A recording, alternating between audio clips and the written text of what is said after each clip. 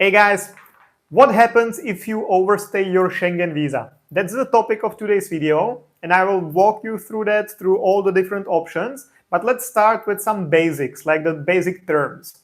So, for example, what it is, the Schengen area. Basically, the Schengen area is like those are countries, or that's a group of countries, let's say in Europe, where there are no internal borders. For example, it's the Czech Republic and Germany. And that means the Schengen area means that if you go from the Czech Republic to Germany, you don't have to cross any border. So you don't have to, if you're driving, you don't have to stop at the border. No one checks your passport. And even if you're flying, no one checks anything.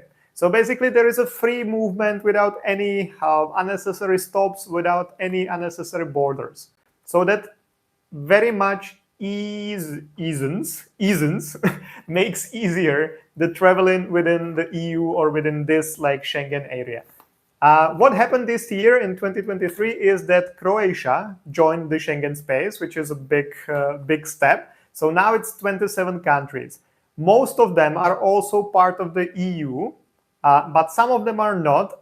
So generally, the Schengen area is 27 countries in Europe.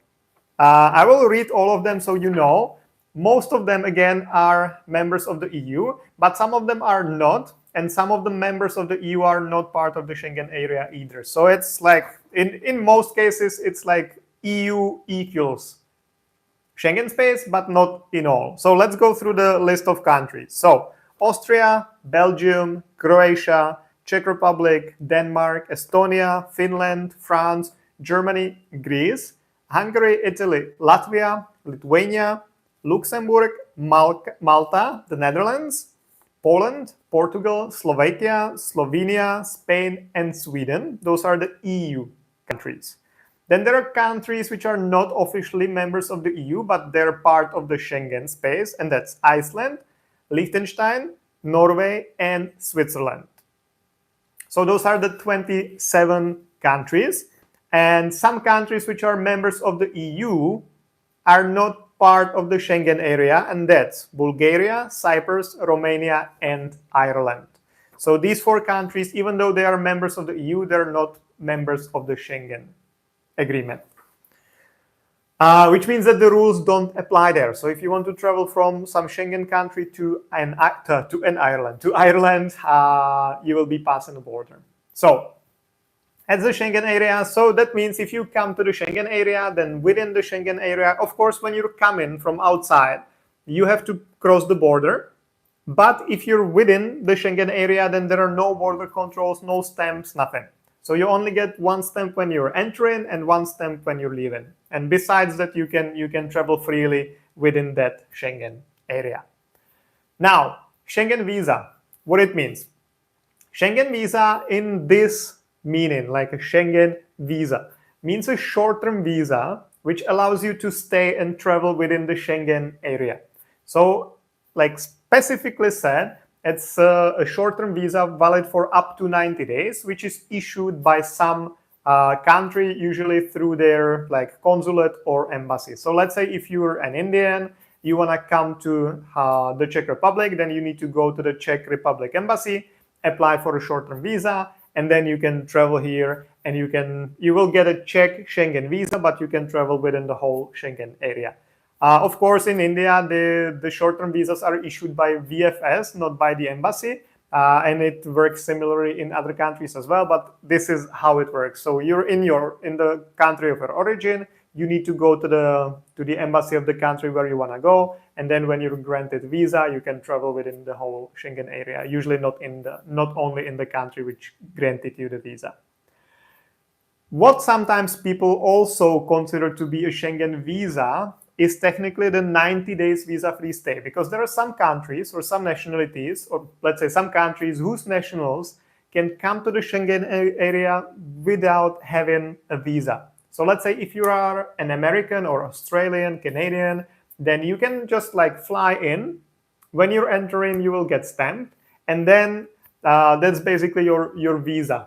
Okay, you don't have to get any sticker into your passport. You don't have to go to any embassy in advance. You just like fly in, and wherever you're crossing the Schengen border, the first border, then they stamp you, and that's when your kind of visa starts. But it's not technically a visa, it's just the 90 days visa-free stay. So you can stay here for up to 90 days within the last 180, and you can travel freely. Now, overstaying. What overstaying means? Overstaying means that you've stayed longer than you were allowed to stay. So let's say in the case of the 90 days visa-free stay, you came here 91 days ago or 120 days ago or whatever, and you were only supposed to stay for 90 days. That's for the 90 days visa-free stay. If you stay longer than 90 days, then you are overstaying. For short-term Schengen visas, like let's say the proper meaning of the visa part, it means, the overstaying means that if you stay longer than what your visa allows, because the Schengen visa doesn't always have to be granted for full 90 days. The Schengen visa, usually the first Schengen visa you get, is granted for shorter period of time. Let's say for 2 weeks or 10 days, or for the duration of your trip, which you pay. You know, the Schengen area basically just wants to test if you really plan on just visiting and then you go back to your home country, or if you just or if you're trying to get the short-term visa so you can come here and apply for asylum or stay in illegal way or whatever. So usually the short-term visa is actually given to you not for the full 90 days, but for a shorter period of time. So let's say you got the Schengen visa for 2 weeks, for 14 days. So if you stay 15 days, then you are overstaying. Or if the visa was granted for 60 days and you stay for 61 days, then you are already overstaying. So basically overstaying means staying longer than you are allowed to. And now, how it works now. Now the system is basically wherever you're entering, or whenever or wherever you are entering the Schengen space, you get stamped. So they take your passport at the border, they put a stamp there. It's usually the entry stamp with the arrow pointing in, and the name of the country where you entered. So from Germany, for example, or from France, or from the Czech Republic.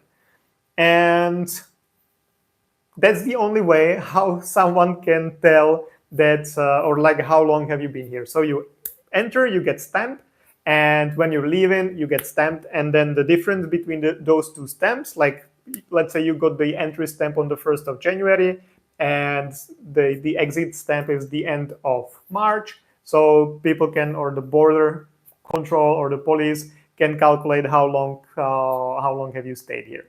So as of now, it only works based on the stamps, which is kind of like an old school way, but it's good from some perspectives, which I will explain now. But as of now, it's just stamps. So okay, how to put it now? Yeah, so this is how it works now. You enter, you get stamped, you leave and you get stamped, and the difference in between defines how long have you been here. Now, what happens if you're overstaying depends on your nationality mainly, or actually on the fact if you have just the 90 days visa-free stay, or if you have an actual Schengen visa in your passport. If you have an actual visa in your passport, then definitely don't overstay at all. That's my recommendation, because if you overstay even 1 day, you might never get the Schengen visa again. Okay, because you got a visa for 15 days, you violated the rules, you stayed longer, why they should give you another visa? So it will be forever in the system, and definitely the border police or border control, or however we call it, they check this, because you're not allowed to stay here longer than your visa. And usually if you need a visa, you're from a country which, let's say the EU does not have that good relations. So they're not really like, open to people overstaying. So if you have an actual visa in your passport, definitely don't overstay, because you could get deported, you could get fined, and you could be banned from coming back forever, basically. So you might not ever see the EU in your life. If you just have the 90 days visa-free stay, that means that you're from a country which has good relationship with the EU. So, for example, from the US or from Canada, from Australia, from New Zealand, from Mexico, and from other countries. So the rules there are kind of like not that strict. Of course, you can only stay here for 90 days, okay? But the truth is that if you're an American and you stay longer than 90 days, you stay 120 days, and then you're leaving, the worst that can happen is that the border police will tell you, don't do it next time. And then, of course, you need to stay outside of the Schengen area for a longer period of time because it's 90 days in the last 180. So if you spend here 120 days, then you need to stay 120 out. But basically nothing happens. It's nowhere in the system. No one can really tell. The only problem for people who are overstaying the 90 visa-free days is if the police catches them, let's say in the Czech Republic, if they're in the Czech Republic, and the police in the Czech Republic catches them overstaying. That's a problem. Then they can also be deported, and they can be banned from coming back to the EU or to the Schengen area.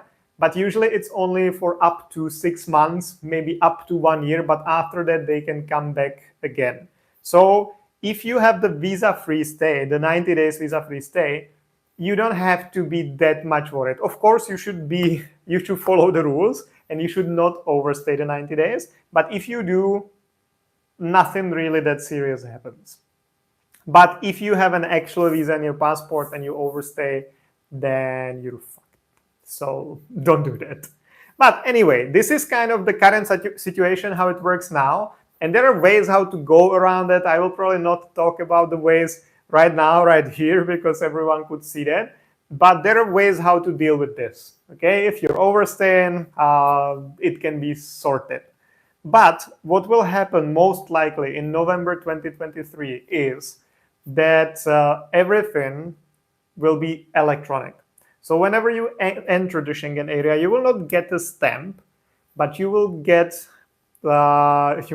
into a computer system which will be shared across the whole like Schengen area. So whenever there will basically be no possibility of overstaying without the authorities knowing. Because now if you come under the 90 days rule, for example, the only like record of you entering is the entry stamp, and then the only record of you when leaving is the exit stamp. But sometimes what happens is that you come in and then you don't get stamped because you go through some small border crossing by car or something, or just they forget or whatever, and you don't get stamped. Sometimes the same thing happens when you're leaving. So basically, it can happen the way that you don't get the 2 stamps you should get always in your passport. So now, basically, the authorities do not really care because there is no real way of checking. The only way is the stamps, and they are not really reliable because mistakes happen or like stuff happens. So no one cares. But since November or from November 2023, everything should be electronic. So whenever you beep your passport through the border, you'll be in the system, and the system will be automatically able to say or tell if you've been overstaying, if you've ever left or not, because then the system will be shared across all the countries and it will be like automated. So the whole conclusion of this is that, guys, enjoy your travel before the changes in November, because after that, overstaying will be impossible, and definitely impossible without consequences. So hopefully this was useful, guys. Thank you very much for joining, for watching, and see you next time. Bye-bye.